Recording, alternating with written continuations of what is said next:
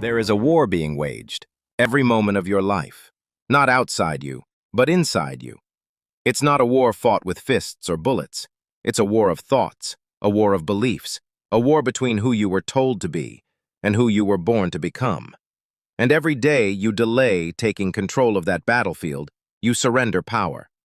Because the truth no one tells you, the truth they bury beneath trends, distractions, and noise is this: you are either mastering your mind or being mastered by it. There is no middle ground. The world doesn't care how big your dreams are if your mindset is still small. It doesn't care how much potential you have if you still obey fear, still bow to doubt, still flinch at discomfort. You weren't born to be a slave.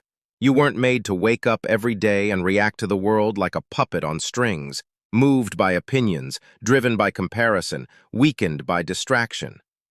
You were born with the one gift that changes everything: the power to think. But not just think, to direct thought, to choose thought, to build a mind so disciplined, so clear, so focused, that nothing and no one can hijack it. That's what it means to be free. And if you don't choose to master that gift, the world will use it against you. It will feed you other people's values, other people's limits, other people's fears, regrets, and broken beliefs, and you'll live a life that isn't even yours, without ever realizing it. Look around. The masses are hypnotized. They obey headlines. They chase validation. They copy trends. They do what everyone else is doing because everyone else is doing it. They don't think. They absorb. But the rare ones, the few who rise, they broke that pattern. They stopped asking, "What do others expect of me?" and started asking, "What do I expect of myself?" They stopped reacting to the chaos around them and started building order within them, because they knew what you must come to understand. Your mind is not a mirror. It is a compass, and unless you take control of the direction it points, someone else will. Every great man and woman in history knew this. Napoleon Hill didn't write "Think and Grow Rich" because he believed riches were handed out like lottery tickets. He wrote it because he knew wealth starts in the mind. Andrew Carnegie mastered steel, but more importantly, he mastered himself. Thomas Edison failed 10,000 times, not because he enjoyed pain, but because his mind refused to be broken by failure. Abraham Lincoln was surrounded by division, by doubt, by despair, but his clarity, his mental fortitude, never wavered. They didn't wait for the world to hand them clarity. They created it. They didn't obey their circumstances. They commanded their focus. And that's where your story begins. You must choose to become the commander of your thoughts, or you will be forever ruled by the forces outside of you. The first step is belief, not in the world, but in yourself, because your mind only builds what it believes is possible. If you think you're unworthy, you'll sabotage your success. If you think you're average, you'll settle for crumbs. If you think the game is rigged, you won't even play. But if you believe you were born to build, to lead, to create, to rise, then your mind will begin organizing every resource, every emotion, every ounce of energy toward that outcome. Belief is not fantasy. Belief is fuel. It is the mental engine behind every act of courage, every hard decision, every disciplined day in the dark. And belief unlocks clarity. Because when you believe in the future you want, you begin to see it. You stop drifting. You stop chasing 100 different things. You focus. Clarity is the death of distraction. Discipline is the bridge between where you are and where you must go. The great illusion of life is that motivation will carry you. That inspiration, when it strikes, will be enough. That one good week, one good book, one good burst of energy will rewrite your destiny. It won't, because motivation fades, inspiration dies. But discipline? Discipline builds. It is the daily decision to rise without applause, to do the work when no one is clapping, to keep going when the thrill is gone, when the path is long, when the goal still feels like a distant dream. Discipline is the great separator. It's the difference between the man who wishes and the one who wins, between the woman who talks and the one who executes, between the majority who start and stall and the minority who start and never stop. And it does not care about your feelings. The disciplined don't obey their moods. They don't wait to feel like it. They do what must be done because it's aligned with the standard they hold for themselves. Understand this, your standard is not what you say. It's what you tolerate. If you tolerate procrastination, that's your standard. If you tolerate self-doubt, that's your standard. If you tolerate quitting when it gets hard, that's your standard. It is a weapon in a world designed to steal your attention, and the clearer your vision becomes, the less tempted you are by things that pull you away from it. The average person wanders through life without ever stopping to ask, what do I truly want? They chase success but don't define it. They chase happiness but don't understand it. They chase productivity but never align it with purpose. But the masters, the 1%, the leaders, the world builders, they don't move unless it's aligned. They don't confuse motion with meaning. Every day they wake with clarity. This is who I am. This is where I'm going. This is what I will no longer tolerate. And that clarity gives rise to vision. Vision is not a fantasy. It is the future seen clearly by a mind that knows who it is. Vision is the architect of greatness. It's the invisible force that carries you through storms, silence, and setbacks. Without vision, discipline is empty. Without vision, effort is scattered. Without vision, life becomes survival instead of purpose. And make no mistake, life will test your vision. It will distract you with comfort. It will tempt you with shortcuts. It will whisper doubt when you're closest to a breakthrough. But if your vision is rooted in purpose, not ego, not vanity, but purpose, you will not flinch. Purpose gives suffering meaning. It transforms discipline from punishment into power. It turns early mornings into sacred time. It turns I have to into I get to. It rewires the way you approach adversity. You stop asking, why is this hard? And you start declaring, this is the cost of greatness. Every hour you spend mastering your mind. Every day you fight to stay focused when distraction calls. Every time you act on principle instead of impulse. You are building a mind that cannot be owned by the world. A mind that cannot be shaken by opinions. A mind that cannot be bribed by comfort. A mind that leads and never follows. This is where freedom begins, not in the outer world, but the inner. Discipline is the bridge between where you are and where you must go. The great illusion of life is that motivation will carry you. That inspiration, when it strikes, will be enough. That one good week, one good book, one good burst of energy will rewrite your destiny. It won't, because motivation fades, inspiration dies. But discipline? Discipline builds. It is the daily decision to rise without applause, to do the work when no one is clapping, to keep going when the thrill is gone, when the path is long, when the goal still feels like a distant dream. Discipline is the great separator. It's the difference between the man who wishes and the one who wins, between the woman who talks and the one who executes, between the majority who start and stall, and the minority who start and never stop. And it does not care about your feelings. The disciplined don't obey their moods. They don't wait to feel like it. They do what must be done because it's aligned with the standard they hold for themselves. Understand this, your standard is not what you say. It's what you tolerate. If you tolerate procrastination, that's your standard. If you tolerate self-doubt, that's your standard. If you tolerate quitting when it gets hard, that's your standard. But when you raise that standard, when you say, this is no longer who I am, you force your actions to evolve. And when your actions evolve, your identity follows. You no longer ask the world for permission. You become the kind of person who commands it. And it happens in silence. Not in the spotlight, not on the stage. It happens in the small, unglamorous decisions. In the cold, early mornings. In the skipped distractions. In the sacrifices that make no sense to the world but feel like oxygen to your soul. Discipline is spiritual. It's not punishment, it's devotion. Devotion to your higher self. Devotion to your calling. Devotion to the version of you that doesn't flinch, doesn't fold, doesn't sell out for short-term comfort. That version of you exists, but it will not meet you in the shallow waters of convenience. You must go into the deep. You must act. Because no one builds greatness by waiting. No one carves power out of theory. Action is the language of belief.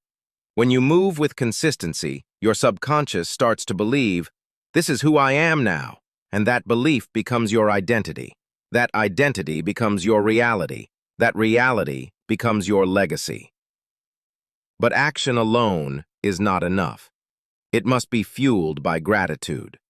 Gratitude is the rarest form of strength in a world obsessed with more. Where the average mind says, why is this happening to me? The trained mind says, thank you. Now let's rise. Because the one who is grateful in the dark will be powerful in the light. Gratitude doesn't mean passive acceptance. It means seeing the value in pain.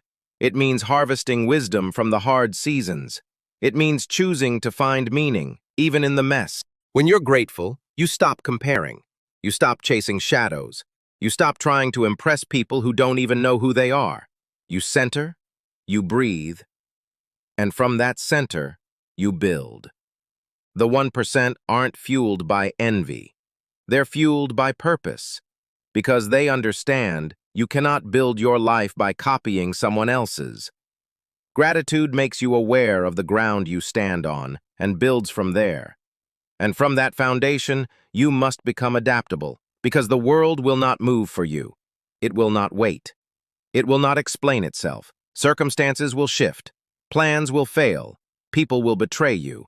The path will darken. And if you've built your mind on rigidity, you will break. But if you've trained your mind to bend, to recalculate, to rise again in a new form, then nothing can stop you. Because you're no longer attached to the method. You're married to the mission. Adaptability is the art of persistence without ego. It is not weak to shift. It is not failure to pivot. It is strength to see clearly and choose again. Because the goal is not to be right, it's to rise. The goal is not to preserve the old, it's to build what works. You must become like water, fluid, focused, unstoppable. When the storm comes, the weak panic. The average hesitate. The master adjusts. They do not react, they respond. And that response is born from one thing, resilience. You must train yourself to rise faster than you fall. Life will hit you, hard, repeatedly. It will test your faith. It will take from you. It will ask, how bad do you really want it? And your answer can't be spoken. It must be lived. In how you recover, in how you refuse to surrender your peace, in how you look in the mirror after failure and say, again. Not because it's easy, not because it's fair, but because this is who you are now. You are the one who rises, the one who adapts, the one who doesn't flinch. You've seen the storm, you've tasted the fire, and you are still here. Because your mind no longer obeys fear. It no longer bends to opinion. It no longer submits to temporary emotions. You have trained it, sharpened it, mastered it. And now the world must respond. This world does not belong to the loudest voice. It does not belong to the luckiest hand. It does not belong to the prettiest face or the richest family or the most convenient circumstance. This world belongs to the mastered, to the ones who took their inner chaos and forged it into clarity, to the ones who stopped asking for ease and started demanding excellence, to the ones who refused to stay asleep while their soul was begging them to rise. You want peace? Master your mind. You want wealth? Master your mind. You want love, purpose, legacy, impact? Master your mind or stay in the cycle. Wake, scroll, react, doubt, distract, sleep, repeat. That is the loop the world wants you in. Because when your mind is untrained, you're easy to sell to, easy to manipulate, easy to scare, easy to control. You become a product, a number, a voice in the crowd repeating someone else's script, living someone else's timeline, chasing someone else's dream. But that is not why you're here. That is not why you were given breath. That is not why your heart still beats, even after everything you've survived. You are here to lead. You are here to create. You are here to build something no one else has the vision or the courage to build. But none of that will happen until you claim the throne. Not out there, in here, in your own head. You must take full ownership of your focus, of your habits, of your language, of your time, of your energy, of your thoughts. You must speak to yourself like someone worth leading. You must act in alignment with the person you say you want to become. And you must walk that path alone before the world applauds, before the money comes, before anyone believes in you. You must walk it because it's yours. And when you do, something profound happens. You start to attract peace, not because life gets easier, but because you get stronger. You start to move in silence, not because you're hiding, but because you no longer need validation. You start to think like a king or a queen, not because you want to dominate others, but because you finally stopped abandoning yourself. The mind you used to fear becomes your ally. The voice that used to whisper, "You're not enough," now roars, "Let's go further." That is mastery, not perfection, not pretending, but full alignment. Thoughts, beliefs, decisions, action. One current flowing in one direction. No more inner war, no more mental mutiny, no more delay. The world does not need another person posting quotes about strength. The world needs you, strong, still, centered, sharp. So this is the moment where you stop scrolling and start sculpting. The moment where you stop reacting and start reigning. The moment where you stop consuming and start creating. The moment where you declare, "My mind is mine, and no one touches it but me." No algorithm, no critic, no trend, no fear, no past, no failure, nothing. Because you were not born to be controlled. You were born to be free. But freedom has a price, and that price is mastery. So pay it. Every day, every thought, every breath. Sharpen your focus like a blade. Guard your energy like gold. Protect your time like your life depends on it, because it does.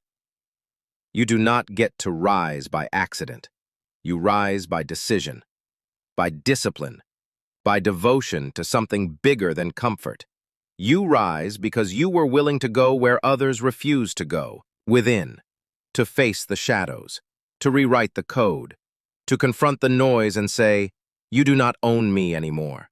You rise because you have remembered the truth, the one they tried to make you forget, the one buried beneath the lies, the wounds, the labels, the shame, that you are not here to follow, you are not here to fit, you are not here to shrink, to settle, to serve someone else's shallow version of your life. You are here to lead, and to lead others. You must first lead yourself, and that begins now. Not tomorrow, not when it's easy, now. So rise. Rise with breath in your lungs and purpose in your spine. Rise with clarity in your eyes and fire in your chest. Rise with your past behind you and your future begging you to meet it. Rise because you're no longer willing to live in a cage built by excuses. Rise because your ancestors prayed for this moment. Rise because your children will inherit what you build. Rise because the world is starving for people like you. Mastered, not manipulated. And when you rise, when you finally master your mind, you won't just change your life, you'll change everything.